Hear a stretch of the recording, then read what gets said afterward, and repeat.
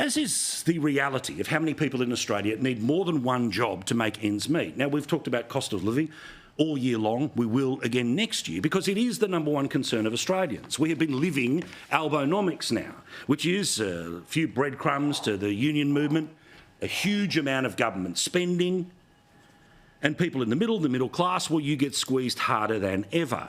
It's been practiced by a far more left-wing treasurer than we've had in a very long time, that being Jim Chalmers, a man who, remember, wants to remake capitalism. This is a bloke who's well and truly got tickets on himself, and as a bloke who would like to be the Prime Minister one day, he is from a different generation, a different political generation, one that, when it comes to the centre-left of politics, plays a lot tougher than those whom have ever been able to lead our country before.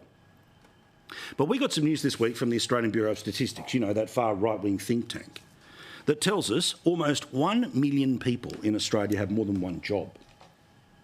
Now, yes, there are a lot of people who do this because they only can work 4 hours at this job and 4 hours at another job. But you know and I know that the number of people who end up having multiple jobs in the country is a sign of the number of people who are struggling on minimum wage jobs to be able to have enough money, even after working the best part of 40 hours, to be able to pay for everything that, as you know, has been going up exponentially since this government came to power.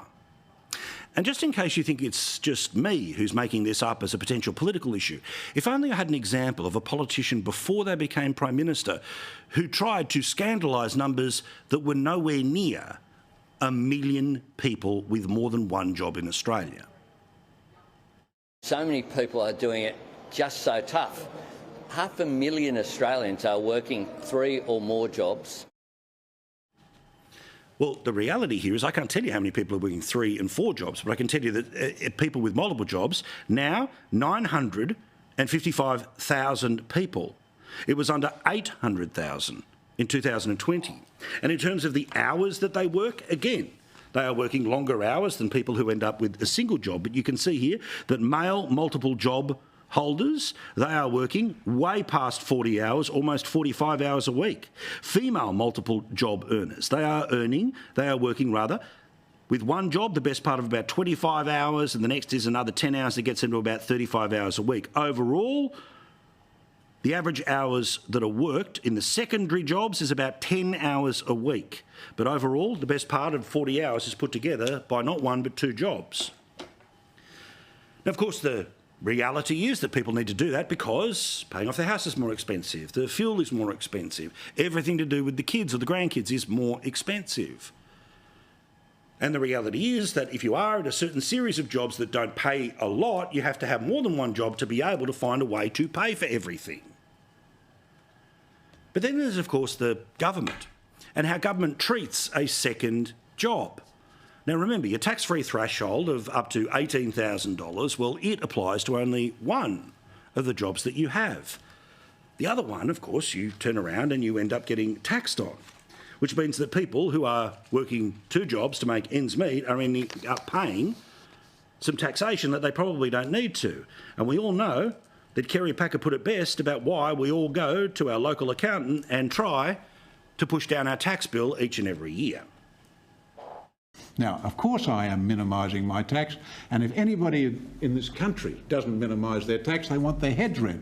Because as a government, I can tell you, you're not spending it that well that we should be donating extra. Can you believe that? That's the best, what, 32 years ago? And it's just as correct 32 years later in 2023, back in 1991 is when he made those famous statements. Meantime, interesting thing about the tax office that I have to mention here. Now, the tax office has decided to start introducing a whole bunch of letters that they're sending to people, and they're being generated by computers to tell people that they owe money to the tax office. Now, obviously, if you owe money to the tax office, you should be paying it. But wasn't this what happened when it came to people in the dole? Literally, I don't know when this scheme started, but the reporting certainly started about it deep into this government. In fact, I only started to learn about this just a couple of weeks ago. And again, this was a system that seems and smells a lot like robo-debt.